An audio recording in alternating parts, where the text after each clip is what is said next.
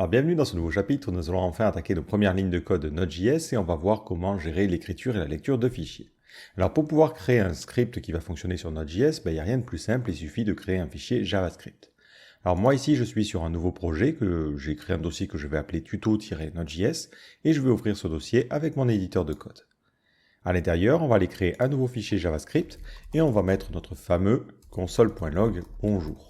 Maintenant, si je souhaite exécuter ce fichier-là, il va me falloir utiliser le terminal et utiliser la commande node suivie du fichier à exécuter. Alors si vous êtes sur Visual Studio Code, vous pouvez aller ici sur l'onglet terminal et ouvrir un nouveau terminal. Si vous le fermez et que vous voulez le retrouver, vous pourrez aller sur affichage et vous allez dans terminal et ça va vous réouvrir le terminal que vous avez laissé ici. Donc à ce niveau-là, je suis dans un système de commandes qui est directement dans le dossier de mon projet. Donc je peux taper la commande node suivie du fichier JavaScript. Ici app.js et on verra que automatiquement ça va nous renvoyer dans la console bonjour. Donc dans ce fichier là vous pouvez écrire tout le code JavaScript que l'on a vu précédemment dans les bases et il va fonctionner avec Node.js. Alors nous ce qu'on aimerait bien faire c'est par exemple être capable de lire un fichier. Donc on va créer un nouveau fichier que je vais appeler demo.txt et à l'intérieur je vais écrire du texte. Donc mon objectif c'est ensuite de pouvoir lire ce fichier là. Donc si vous avez besoin d'informations sur les API qui sont offertes par Node.js, il faudra se rendre sur la documentation. Donc vous allez avoir la liste des différentes versions de Node.js et si vous cliquez sur le premier lien, ça vous amène à la version actuelle, donc la version 18. Donc il faudra aller sur la documentation qui correspond à votre version. Cette documentation est organisée de la manière suivante. On a une partie à gauche qui nous explique les différents modules. Donc nous, dans notre cas, par exemple, on veut interagir avec le système de fichiers, donc on fera File System. Ça vous amène sur une page qui est plutôt longue, on va pas se mentir, qui contient l'ensemble des fonctionnalités liées au système de fichiers. Le principal problème de cette documentation, à mon sens, c'est qu'il n'existe pas de système de recherche. Donc si jamais sur Internet vous trouvez des fonctions et vous avez besoin de comprendre ce qu'elles font, c'est pas pratique de les trouver. Une autre doc qui est plutôt intéressante, c'est devdocs.io. Ça, c'est un site qui permet d'avoir les docs de plein de langages et plein d'outils. Et si vous faites devdocs.io/node, vous allez automatiquement tomber sur la documentation de Node.js. C'est la même présentation. Hop. À gauche, on a les différents modules et on voit qu'on a aussi File System qui nous affiche la page. La particularité, c'est que si jamais vous écrivez par exemple read file, automatiquement vous avez accès aux différentes méthodes et ça vous permet de naviguer à mon sens un petit peu plus rapidement. Et justement ici, on est sur la fonction qui nous intéresse. On nous dit que pour lire un fichier, il va falloir faire fs.readFile. Donc fs, c'est le nom du module. Donc c'est un module qui appartient à Node.js et qu'il va falloir importer, comme on vous le montre ici. Petite particularité pour ces imports, on les préfixe de node de points. Ça permet de différencier ces imports des imports classiques qui seraient issus du système de fichiers. Par exemple, à ce niveau-là, au niveau de mon app.js, je peux lui demander de faire un import. On va importer fs from node de .fs. Il faut savoir que ce préfixe-là n'est pas nécessaire, c'est-à-dire que si jamais vous faites ça, ça va quand même marcher. Mais pour des raisons de clarté, je vous incite vivement à écrire node de point. Ça permet aussi à votre éditeur de mieux comprendre que c'est un module Node.js et globalement ça aide pas mal. Donc sur ce fs, on a plusieurs méthodes. Donc on voit qu'on a readFile et on a readFileSync. Donc la différence entre ces deux méthodes, c'est qu'une méthode est asynchrone pendant que l'autre ne l'est pas. Donc si j'essaie de lire un fichier de manière synchrone pour commencer, on doit lui passer un chemin et ça nous retourne le contenu qui correspond au chemin. Donc moi dans mon cas, je vais lui dire, je vais créer une constante content qui sera le contenu du fichier et je vais utiliser fs.readFileSync et je vais lui dire de lire le fichier qui s'appelle demo.txt. Donc le chemin va être relatif, mais attention, il sera relatif au contexte d'exécution, donc relatif à l'endroit où j'ai exécuté mon fichier. Une fois que j'ai ce contenu-là, je vais tout simplement me contenter de le console.log. Si maintenant je réexécute app.js, on voit qu'il me sort une petite erreur. Il me dit « Moi, les imports, je ne les comprends pas ». Alors on peut être un petit peu étonné, mais à l'heure actuelle, Node.js ne supporte pas par défaut les imports au format ECMAScript. Pour remédier au problème, on nous donne quelques solutions. La première, c'est de renommer ces fichiers JavaScript en MJS, ce qui permettra à Node.js de comprendre qu'à l'intérieur de ce type de fichier, on utilise le système d'import de l'ECMAScript. Donc dans ce cas-là, quand je souhaiterais exécuter le fichier, je vais mettre l'extension .mjs et on voit bien qu'on lit le contenu du fichier. Une autre solution, c'est de créer un fichier de configuration pour le projet. Pour créer ce fichier-là, on va utiliser la commande npm init-y. Le "-y" permet de ne pas poser de questions et de directement générer le fichier. À l'intérieur de ce fichier, on va avoir différentes informations concernant notre projet, on reviendra dessus un petit peu plus tard, et nous on va rajouter une clé type, et on va préciser que c'est module.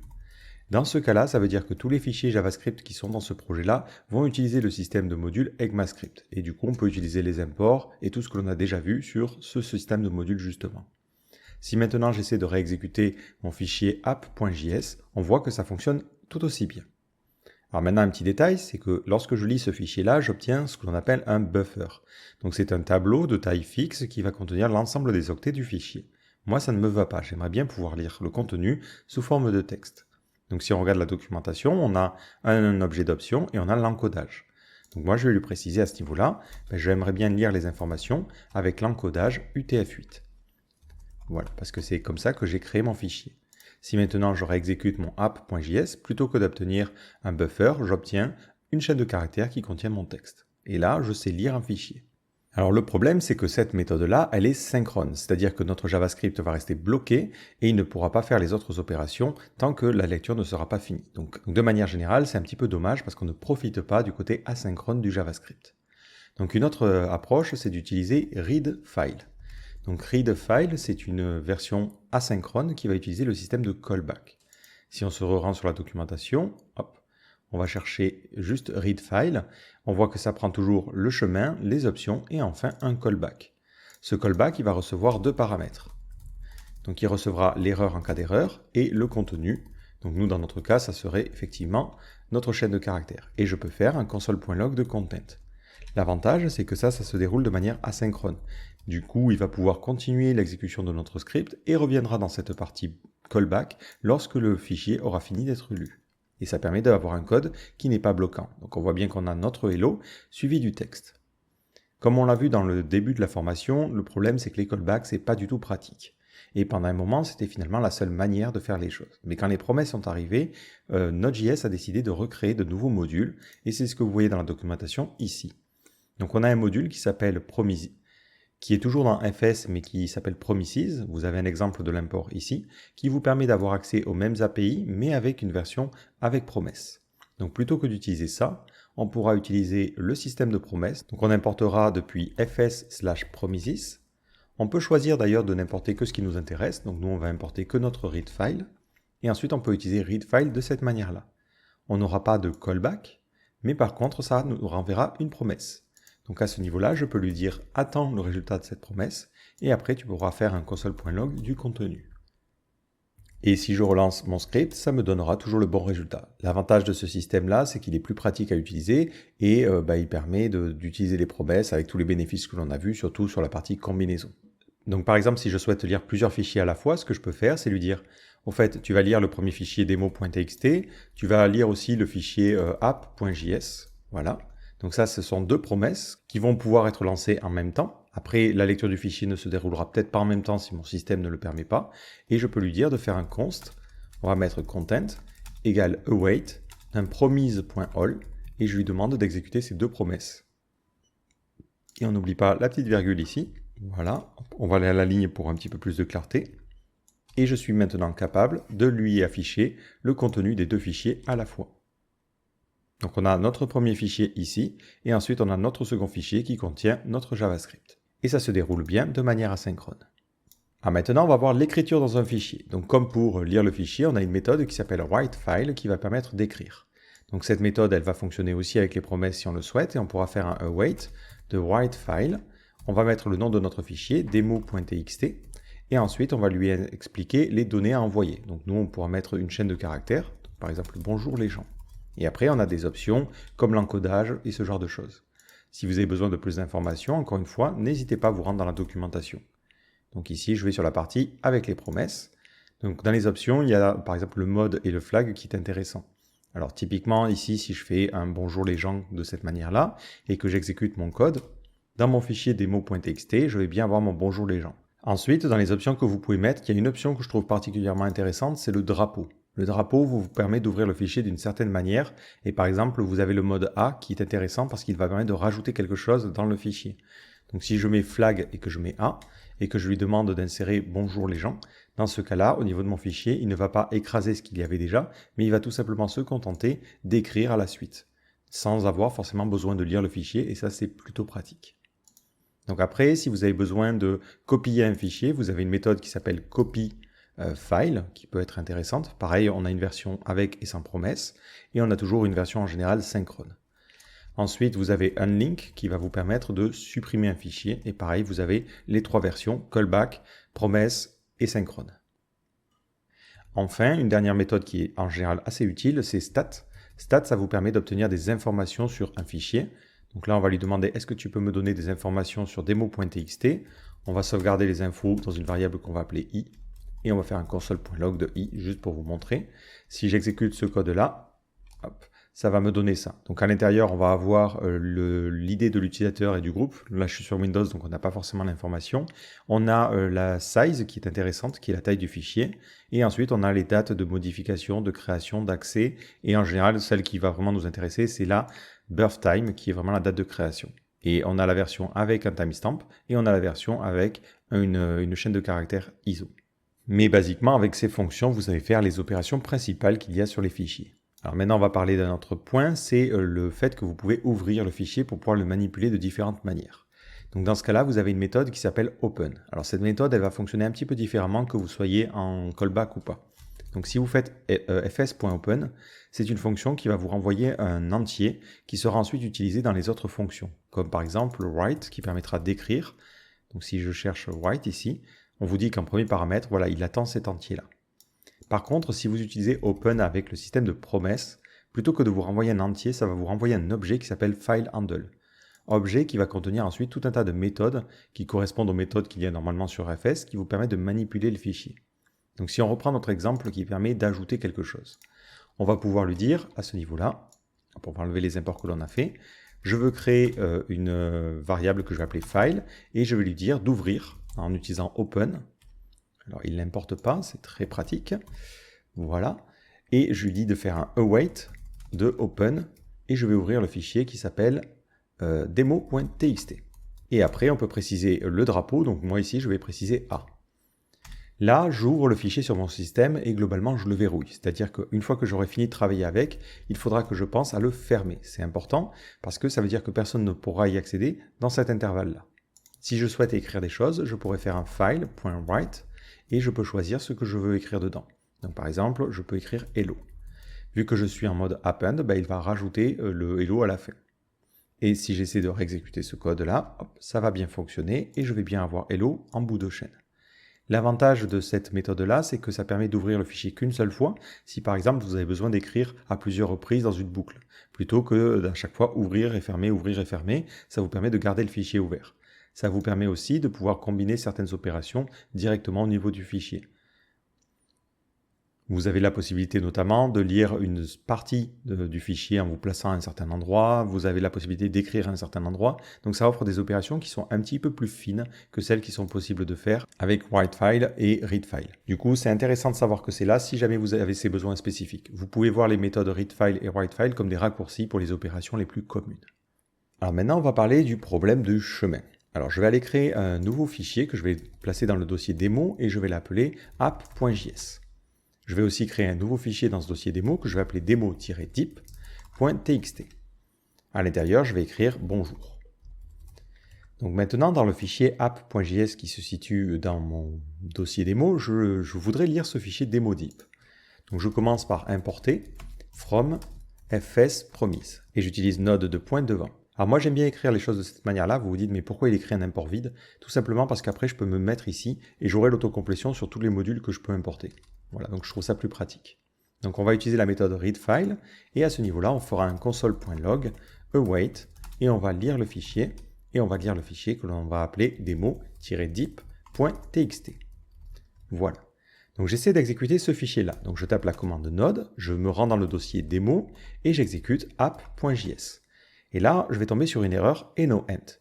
enoEnt, c'est en général une erreur où il me dit qu'il ne trouve pas le fichier. Et effectivement, il me dit qu'il ne trouve pas le fichier demo-deep et on voit qu'il va le chercher à la racine. Il ne va pas le chercher relativement au fichier courant. Et ça, c'est un petit peu dommage.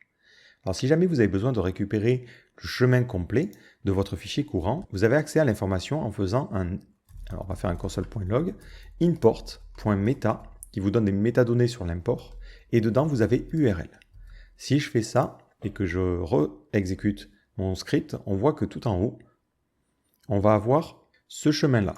Et ce chemin-là correspond à notre fichier. Il faut savoir que dans d'autres versions de Node.js, vous aviez accès à une super variable qui s'appelait dirName, qui vous donnait en fait le dossier courant. Le problème, c'est que cette variable-là ne fonctionne pas lorsque vous utilisez des modules ECMAScript. Et c'est exactement ce qu'il vous dira à ce niveau-là. Donc si jamais vous voyez des gens qui utilisent cette constante-là, il faudra faire des adaptations dans votre code. Alors le problème, c'est qu'avec notre import.meta.url, on a quelque chose qui ressemble à une URL et c'est pas forcément très pratique à utiliser. Donc vous pouvez utiliser une méthode qui permet de convertir l'URL et de ne prendre que le chemin. Cette méthode, elle est disponible dans le module URL. Donc on va faire un import. Hop. On va utiliser le module URL depuis Node. À ce niveau-là, on va importer la méthode qui s'appelle file URL to path. Ça permet de prendre une URL de fichier et de le convertir en chemin. C'est exactement ce que l'on veut faire. Si je fais ça, hop, on obtiendra alors directement le chemin. Moi, ce qui m'intéresse, c'est d'avoir le dossier qui correspond. Donc, si vous voulez faire des manipulations sur les chemins, il faudra regarder le module qui s'appelle path. Donc, à ce niveau-là, on va faire la même chose. Je vais importer from path. Et on va importer depuis NodePath. Et la méthode que l'on va importer, c'est dirName. Elle permet d'obtenir le dossier qui correspond à un chemin. À ce niveau-là, je vais lui dire, il faut que tu fasses un dirName de ce chemin-là. Et si je fais mon console.log, je vais obtenir pile poil ce que je voulais, c'était le dossier courant. Maintenant, il me faut le nom du fichier à la suite. Donc, vous pourriez être tenté de dire, on va faire une concaténation. Alors ça, on va le sauvegarder dans une variable, on va l'appeler dir. Et vous pourriez vous dire, je fais une concaténation avec le chemin. Mais vous avez des méthodes qui sont dédiées à ça, qui sont aussi dans le module path. Et la méthode s'appelle join. Elle vous permet de rejoindre plusieurs chemins ensemble. Si je fais un console.log et je fais join et je lui dis, l'URL, ça sera /a/b. Et ensuite, on aura un /demo, par exemple, .txt. Dans ce cas-là, il vous générera un chemin qui sera anti/a, anti/b, anti/demo.txt. Il remplace mes slash par des anti-slash parce qu'il détecte que je suis sur Windows. Si j'étais sur macOS ou Linux, il garderait des slash. Et ensuite, il prend le premier chemin, il va considérer que ça c'est la racine, et ensuite il va utiliser le second chemin et concaténer tout seul. L'avantage, c'est que si vous mettez par exemple un point pour remonter d'un dossier, il va automatiquement l'interpréter et vous donner un chemin qui remonte d'un dossier par rapport à ce dossier-là. Donc lorsque vous avez besoin de concaténer plusieurs chemins ensemble, il faudra absolument utiliser join et pas faire des concaténations de chaînes de caractères. Donc nous, dans notre cas, si on veut le nom du fichier, on va l'appeler filename, on fera un join, on lui donnera le dossier courant et on lui donnera ensuite le nom de notre fichier qui était demodip.txt. Et là, ça nous générera bien le chemin que l'on pourra utiliser ensuite dans notre readfile pour lire le fichier. Donc là, hop, je mets filename. Et normalement, on devrait bien obtenir un buffer malheureusement, donc on va lui préciser qu'on veut en encodage UTF-8 pour directement lire une chaîne de caractères. Et là, ça me montre bien mon bonjour. Alors peut-être une dernière méthode à vous présenter et après je vous laisserai essayer de faire un petit exercice. On a la possibilité d'observer un dossier ou un fichier pour voir s'il y a des modifications qui sont faites dessus.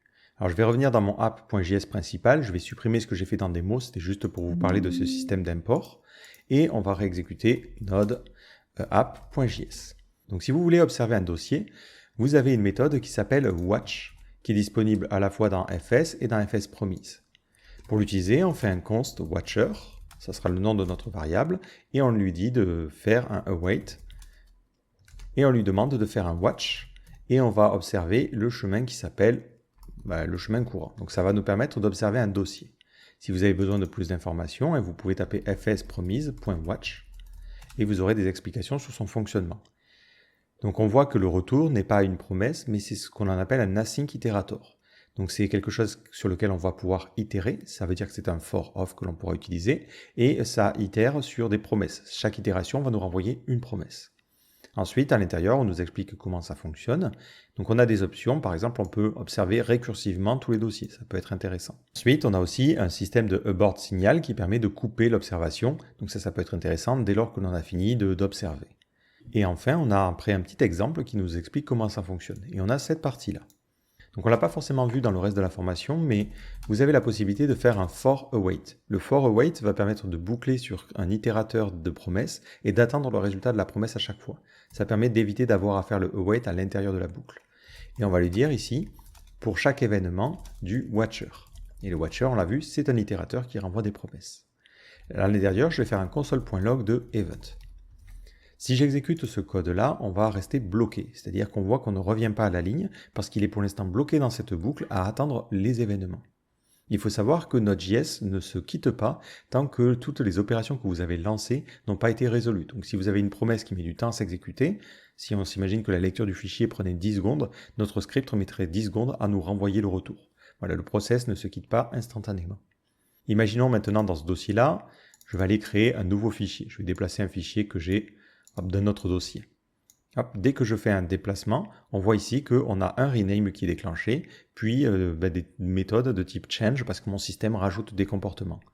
Si je crée un nouveau fichier, hop, je ne sais pas si on va avoir plein d'événements aussi, hop, on voit qu'on a un rename avec le nom du fichier. Si j'essaie maintenant de supprimer le fichier, hop, j'ai aussi un rename. Donc au niveau des événements, il n'est pas forcément ultra verbeux sur ce qu'il veut dire. C'est vrai qu'il ne nous dit pas ici il y a une création, il y a une suppression, pour lui c'est toujours des renommages. Mais on peut observer qu'on détecte dès qu'il y a un changement dans le dossier et ça nous est renvoyé sous forme d'événement. Donc ça peut être quelque chose qui est intéressant si on crée un script qui observe un dossier et qui fait des traitements pour chaque nouveau fichier qui arrive dedans. Voilà, c'est une méthode qui peut être intéressante. Enfin, vu que ce script ne retourne jamais, si vous voulez couper l'exécution, vous pouvez faire CTRL-C. Et dans ce cas-là, vous allez retourner sur votre terminal et le processus sera coupé. Donc si vous avez un truc qui tourne comme ça, CTRL-C et vous le coupez. Alors maintenant, je vous propose de faire un petit exercice pour pratiquer rapidement. Alors votre objectif, c'est de créer une fonction qui va permettre de lister l'ensemble des fichiers qui se situent dans le dossier courant. Et ça de manière non récursive. Pour chaque fichier, on mettra d'abord un signe pour nous dire si c'est un dossier ou un fichier. On utilisera F dans le cadre d'un fichier, on utilisera D dans le cadre d'un dossier. Ensuite, on mettra le nom du fichier et après son poids en octets. On ne fera pas de conversion, mais si ça vous intéresse, vous pouvez essayer de convertir les octets en kilo-octets, mégaoctets ou autres. Petit détail, je vais ici vous forcer à utiliser une fonction que l'on n'a pas vue. L'idée, c'est de voir si vous êtes capable de lire la documentation. Par contre, vu que le nom de cette fonction n'est pas évident, je vous la donne tout de suite, c'est la méthode readDir. Cette méthode va permettre de lire un dossier et de pouvoir voir son contenu. Elle existe de manière synchrone, asynchrone et avec les promesses. Donc je vous laisse essayer de faire ça. Donc pour rappel, ce que l'on veut comme sortie, ça serait le nom, ça serait le type, donc ici fichier, ensuite le nom du fichier et ensuite la taille, donc par exemple 30 kg. Et si on avait un dossier, on aurait le nom du dossier, démo et pas de tiret vu qu'un dossier n'a pas de poids. Voilà. Et donc votre objectif, c'est de faire une liste qui fasse ça. Alors on est parti. Alors je vais peut-être créer un nouveau dossier. Voilà, juste pour avoir un dossier au moins dans ma liste. Alors d'abord, on va devoir utiliser cette fameuse fonction readDir. Donc on va voir comment elle fonctionne. Donc on va prendre la version avec les promesses, et elle prend en paramètre un chemin, l'encodage, et est-ce qu'on veut les file types. Alors pour l'instant, on va commencer par juste lui passer le chemin. Donc on va utiliser readDir, et on va l'importer depuis fspromise. À ce niveau-là, ça va nous renvoyer donc une promesse que l'on attendra. Dans ce readDir, je vais lui dire en premier paramètre, je vais te passer le chemin, donc c'est le chemin courant. Je vais obtenir alors la liste des fichiers que je vais sauvegarder dans une variable files.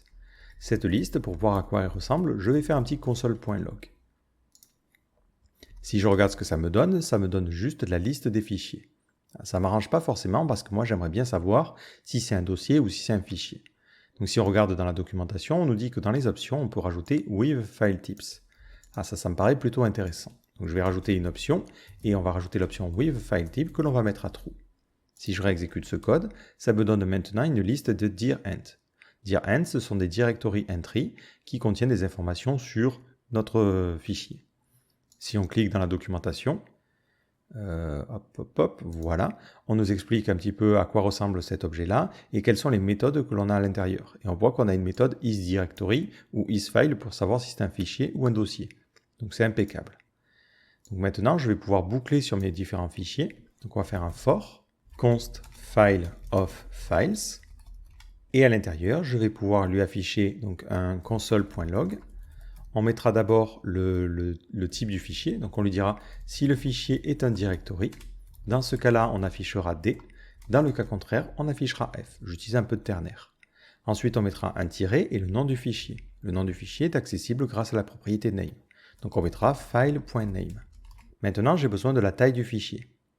Pour obtenir cette taille-là, on l'a vu, il y avait la méthode stat. Donc là, dans ma partie boucle, je pourrais lui dire fais un await et je vais lui demander de faire un stat sur mon fichier. Faites attention, ici, vous voyez qu'il a mal importé. Donc moi, je vais lui dire, non, non, il faut que tu utilises vraiment le stat asynchrone. Faites très attention avec Visual Studio Code, de temps en temps, il fait un peu n'importe quoi au niveau des imports. Et à ce niveau-là, je ne suis intéressé que par la size. Donc j'utilise la déstructuration. Une fois que j'ai cette taille-là, je peux lui dire, à ce niveau-là, je veux que tu utilises size. Et on va mettre un petit O pour préciser que ce sont des octets. Si je réexécute mon app.js, on me sort ici une petite erreur. Effectivement, ce paramètre-là, il s'attend à avoir une chaîne de caractères. Moi, je lui passe un directory entry, donc il faut lui donner simplement le nom du fichier. Voilà. Et là, on voit bien qu'on a un fichier qui s'appelle demo.js qui fait 262 octets et on a nos différents fichiers. Le petit problème, c'est qu'on ne veut pas forcément mettre la taille dans le cadre d'un dossier. Donc je me dis que le mieux serait peut-être de se créer une constante, parts, qui constitue les différentes parties de notre sortie. Dans cette variable-là, on va donc avoir un tableau et on mettra en premier le type du fichier. Donc moi, je vais mettre cette petite condition ici. Ensuite, on aura le nom du fichier, file.name. Et la partie qui concernera les tailles, on ne la mettra que si ce n'est pas un dossier. Donc on lui dira ici, if différent de file.isDirectory. Là, je pourrais me créer une constante parce qu'on voit qu'on se répète deux fois, ce qui n'est pas idéal. Mais dans ce cas-là, au niveau de parts, je décide de pousser un nouvel élément et je vais pousser la taille en octets. Voilà, comme ceci. Donc j'ai maintenant un tableau de taille 2 ou de taille 3 suivant que ce soit un dossier ou non, et je peux utiliser la méthode join sur les tableaux pour rejoindre par un tiret et un espace. Il faudra juste faire attention que, hop, pour faire la partie size, il faudra d'abord la récupérer. Et maintenant, dans mon console.log, je peux lui demander de faire un parts.join, et je join par un tiret et un espace.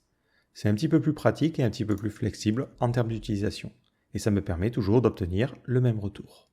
Malgré tout, cette fonction a un problème. En effet, ici j'utilise un await, ce qui veut dire que quand ce code va être exécuté, on va récupérer la liste des fichiers de manière asynchrone, ce qui est une bonne chose, et ensuite on fait notre boucle.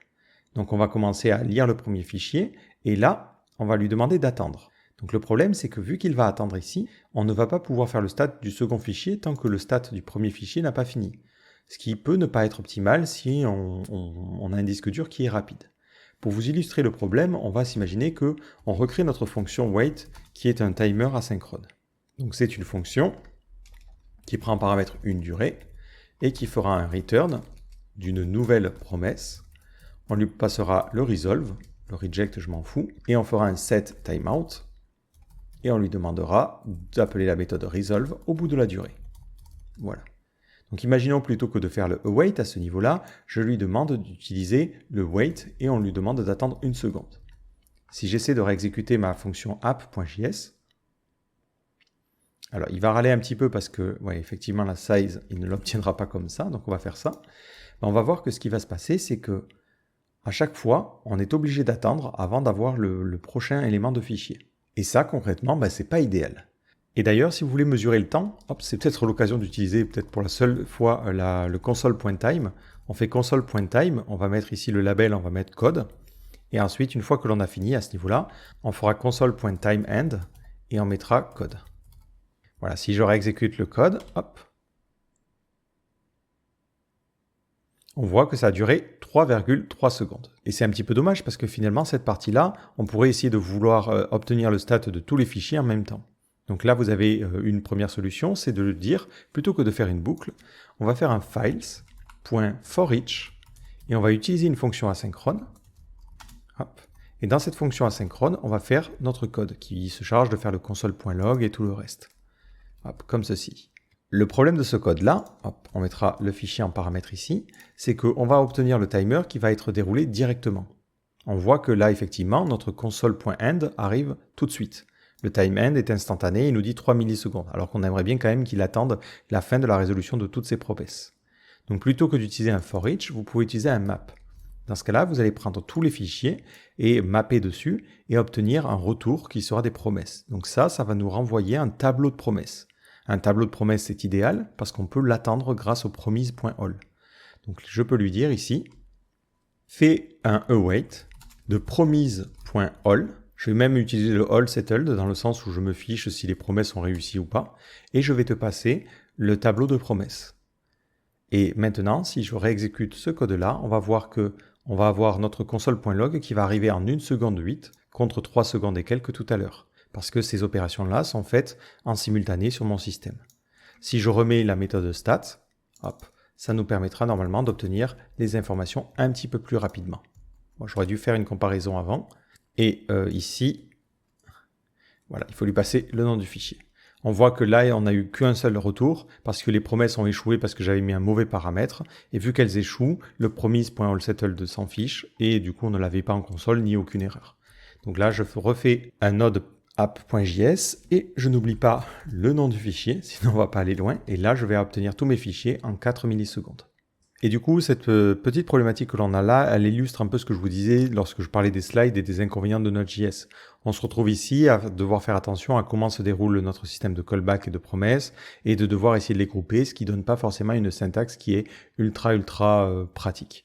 Alors après, effectivement, on se créera sûrement des fonctions pour nous aider, mais à l'heure actuelle, vous voyez que ça peut poser un problème parce qu'il faut réfléchir à ça, à comment se déroule notre script et avoir toujours cette histoire de callback et d'asynchrone en tête. Mais là, on a créé une petite commande qui permet de lister les fichiers et qui nous affiche bien le poids et qui est optimisée dans son exécution. Alors dans le prochain chapitre, je vous propose de continuer notre exploration de la lecture et l'écriture de fichiers. On va parler d'un truc un peu particulier qui sont les streams. Alors ils vont être utiles pour la lecture de fichiers, mais ils vont pouvoir être aussi utiles pour d'autres systèmes. Vu que c'est quelque chose qui fonctionne de manière un peu spécifique, je me suis dit que ce serait plus intéressant de le séparer dans un chapitre plutôt que de vous montrer après tout ça. Donc j'espère que ce chapitre vous a plu et je vous donne rendez-vous dans le chapitre suivant.